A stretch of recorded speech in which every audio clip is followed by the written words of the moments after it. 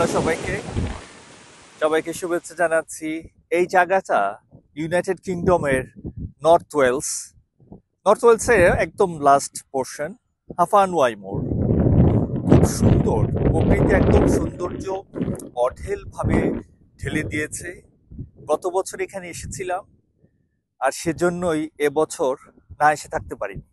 যাই হোক, এই যে সূর্য কিন্তু এখন প্রায় ডুবে যাচ্ছে, একটু পরে সানসেট হবে। আজকে সানসেট হয়তো 9:20-22-এর দিকে, এখন প্রায় 8:30 পৌনে 9টার মতো বেজে গেছে। ওই যে দূরে এই সমুদ্রের ওপারেই আয়ারল্যান্ড, এবং পাশ দিয়ে চলে গেলে তো একদম আমেরিকা। একা, মানুষজন কম, আহ, অপার সৌন্দর্য,